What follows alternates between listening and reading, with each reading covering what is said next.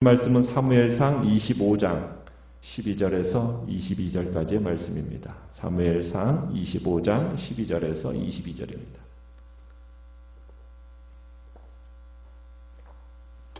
사무엘상 25장 12절에서 22절, 12절입니다. 이에 다윗의 소년들이 돌아서 자기 길로 행하여 돌아와 이 모든 말을 그에게 전하매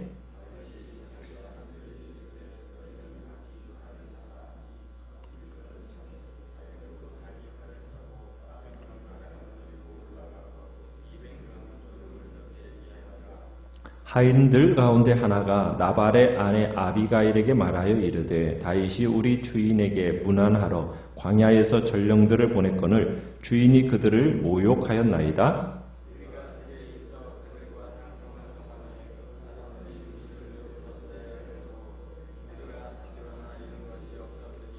우리가 양을 지키는 동안에 그들이 우리와 함께 있어 밤낮 우리에게 담이 되었음이라.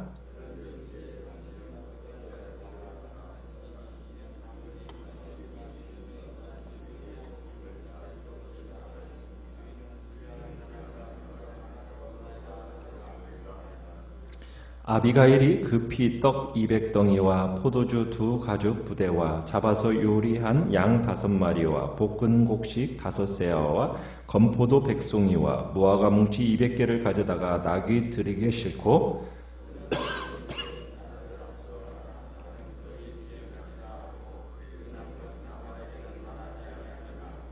아비가일이 나귀를 타고 산 호젓한 곳을 따라 내려가더니 다윗과 그의 사람들이 자기에게로 마주 내려오는 것을 만나니라.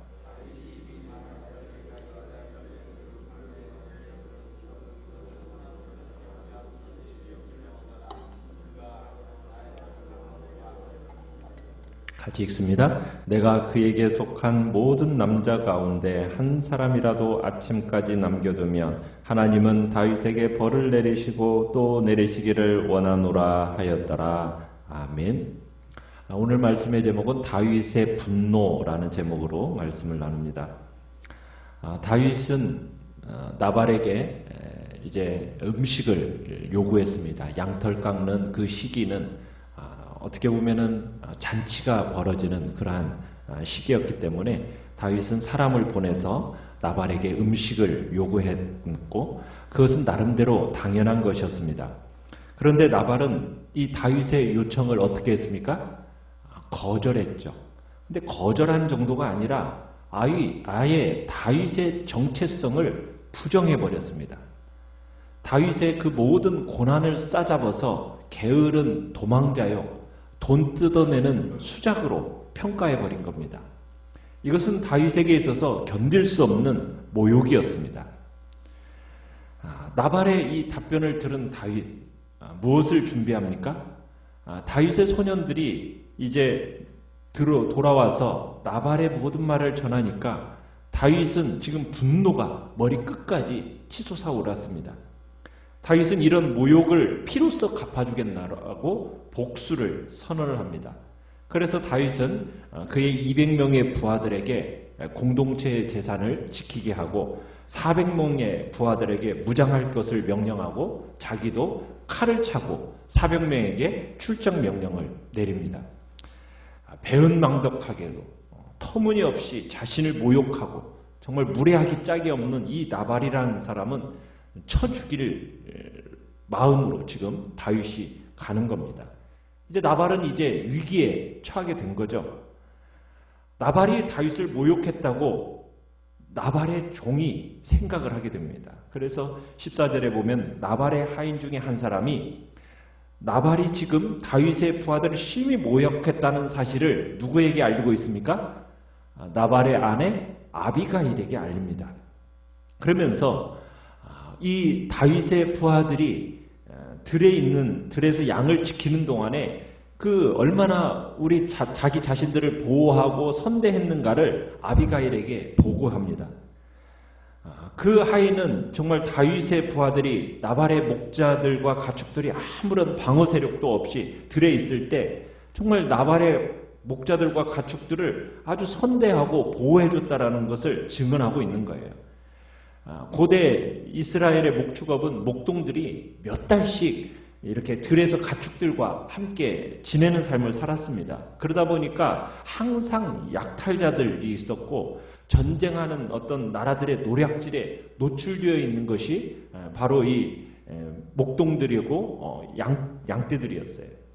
자, 그런데 나발의 종들은 이 다윗의 부하들로 인하여서 정말 어떤 양도 다치거나 잃은 것이 없이 정말 보호를 받았다라고 이제 이 나발의 하인이 아비가일에게 역설하고 있는 겁니다. 16절을 보시면은 좀 더 분명하게 나발의 부하들이 나발의 목자들에게 행한 이 경호가 어떻게 진행되었는지를 보여주고 있죠. 양을 지키는 동안에 그들이 우리와 함께 있어서 밤낮에 우리에게 담이 되었습니다. 이렇게 얘기하고 있습니다. 밤낮으로 방호벽이 되어주었다. 이렇게 말하고 있는 겁니다. 그리고는 17절에 가보면은 이제 모욕받은 다윗이 이제 주인과 주인의 집을 해하기로 결정했으니 해결해달라고 요청을 하고 있는 겁니다. 어떻게 보면은 주인보다도 100배나 더 지혜로운 종이라고 볼 수가 있습니다. 대개 종들은 주인들이 시키는 대로만 하는 기계적으로 움직이는 자들이잖아요. 그런데 지금 이 하인은 스스로 판단할 수 있는 능력을 가진 것 같아요. 다른 종들은 그렇지 못한 것 같은데 이 나발의 종은 이 문제를 신앙의 눈으로 볼 수 있는 능력을 가진 사람이었던 것 같습니다. 그래서 이 나발의 모욕으로 다윗이 큰 충격을 받았을 것이고 결국 다윗도 인간이기 때문에 감정적인 보복을 할 수밖에 없다라는 판단을 이 하인이 내린 거예요. 참 이런 종이 있었다라는 것 자체가 아비가일에게는 큰 복이었죠. 종이지만 이 중대한 파국을 막은 공을 세우게 된 겁니다. 여기서 하인은 두 가지 사실, 움직일 수 없는 두 가지 사실을 지금 얘기하고 있는데 17절에서 모욕받은 다윗이 지금 주인과 주인의 집을 해하기로 결정했으니 해결해달라. 그 한 가지를 요청하고요. 그 다음에 또 한 가지는 뭡니까? 주인 나발은 불량한 사람이라 더불어 말할 수 있는 상대가 아니라는 사실을 이야기합니다. 그러니까 나발은 말이 안 통하는 아나무인의 위인이었다라는 거예요. 그러니까 하인에게 이런 평가를 받을 정도로 나발은 굉장히 무감각한 인물이고 참 도무지 말이 통하지 않는 사람이었다라는 것을 지금 이야기하고 있죠. 이에 반해서 그의 아내 아비가일은 굉장히 상황 판단에 민첩한 사람이었음을 보여주고 있습니다. 그래서 18절에 보면 그녀가 급히 어떤 일을 준비하고 있습니까? 떡 200덩이, 포도주 2가죽부대, 그리고 잡아서 요리한 양 5마리, 볶은 곡식 5세야, 건포도 100송이, 무화과 뭉치 200개. 이것을 가져다가 나귀에 싣고서는 나발을 향해서 출정한 그 다윗을 미리 영접하기 위해서 급히 떠납니다. 자, 그런데 이 일에 대해서 아비가일은 자신의 남편인 나발에게 일절 말하지 않아요. 그리고는 소년 사원들을 앞서 보내면서 달려서 빨리 다윗을 만나게 하고 자신은 뒤따릅니다. 이제 아비가일이 이제 나귀를 타고 산 호젓한 곳을 따라 내려가다가 다윗의 일행과 만나게 돼요. 그리고는 다윗을 어떻게 해서든지 그 분노를 가라앉히기 위해서 재빨리 필요한 조치를 지금 아비가일이 취한 거죠. 다윗은 지금 이미 이제 나발을 징벌하려고 죽이려고 달려오고 있습니다. 21절에 보면은 다윗이 왜 나발에게 경노하고 그를 죽이려고 하고 있는지를 보여주고 있는데 내가 이 자의 소유물을 광야에서 지켜 그 모든 것을 하나도 손실이 없게 한 것이 진실로 허사라. 그가 악으로 나의 선을 갚는다. 그러면서 22절에 다윗의 결심을 얘기하죠. 내가 그에게 속한 모든 남자 가운데 한 사람이라도 아침까지 남겨두면 하나님은 다윗에게 벌을 내리시고 또 내리시기를 원하노라 하면서 나발의 모든 가죽, 이 모든 남자들을 죽일 거라고. 그러면서 아침까지 한 명의 남자라도 남겨두면 하나님께서 자신에게 벌을 내려달라고 강구할 정도로 지금 다윗이 경로해가지고 철저한 응징을 벌이겠다는 의지를 가지고 그 의지에 가득 차가지고 지금 나발을 향해서 돌격하고 있는 모습을 우리가 보게 되는 겁니다. 사랑하는 성도 여러분이 지금 나발이 다윗의 호의에 모욕으로 답한 것에 대해서 지금 다윗은 참을 수가 없었어요. 지금 자기 자신을 모욕한 이 나발, 지금 어떻게 하겠다라는 겁니까? 안갚음을 해주겠다라는 거예요. 모든 남자들을 다 죽여서 지금 내가 이 마음에 당한 이 모욕 내가 그대로 다 갚아주겠다. 자, 이렇게 하는 것이 정당한 일인가요? 모욕을 당한 지금 다윗 자신이 지금 나발에게 행하겠다라고 이 도에 지나치게 지금 화를 내면서 안갚음하려고 하는 것. 이게 과연 옳은 일인가? 정당한 일인가? 어떻게 보면 그 집안의 모든 남자들까지 죽이려고 하는 것이 정당화될 수 있는 일인가? 참으로 우리는 삼자의 입장에서 보면 그것은 옳지 않고 이것이 얼마나 쓸데없는 일이고 나중에 그가 왕이 되었을 때 얼마나 치명적인 오점이 될 수 있는지 우리는 생각할 수 있는 내용이죠. 그러나 지금 당장은 다윗은 생각하지를 못하고 있어요. 지금까지 사실 다윗은 잘 참아왔습니다. 자기가 인정받지 못하고 무시당한 거 잘 참았어요. 자, 그러다가 사무엘이 죽은 이후에 지금 다윗의 마음이 크게 낙심한 데다가 먹을 것들도 다 떨어지고 그런데다가 아무것도 아닌 이 나발 같은 사람에게까지 욕까지 먹을 때 이 다윗의 믿음이 동이 나고 말았던 거예요. 다윗은 머리 끝까지 화를 내면서 살인을 하려고 하는 겁니다. 다윗이 이성을 잃어버린 거죠. 우리가 앞에 24장에서는 정말 동굴 안에서 다윗은 어떤 모습을 보여줬습니까? 하나님의 음성과 하나님의 약속과 하나님의 시간에 순종하는 모습을 보여줬어요. 하나님의 섭리에 순종할 줄 아는 다윗의 모습을 보여주었습니다. 어떤 모습이었어요? 사울을 죽일 수 있었음에도 불구하고 죽이지 않고 사울을 놓아줬어요. 사울을 놓아주면 뻔히 자기에게 돌아올 위험이 어떤 것인지를 아는데도 불구하고 하나님의 섭리에 순종할 줄 알았던 다윗의 모습이었습니다. 그런데 오늘 지금 25장에서는 지금 복수의 칼을 들고 있는 그리고 낯빛이 변해 있는 다윗의 모습을 보고 있는 거예요. 다윗 안에는 지금 두 가지의 모습이 공존하고 있는 거죠.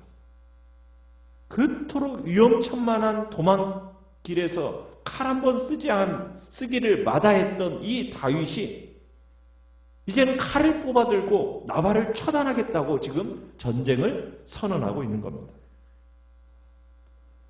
다윗이 이중인격자라서 그럴까요? 아니죠. 우리 안에도 마찬가지입니다. 이 두 가지 모습이 공존하면서 이 두 가지 모습이 항상 싸우고 있는 거예요. 우리의 모습을, 일상을 돌아보면 알죠.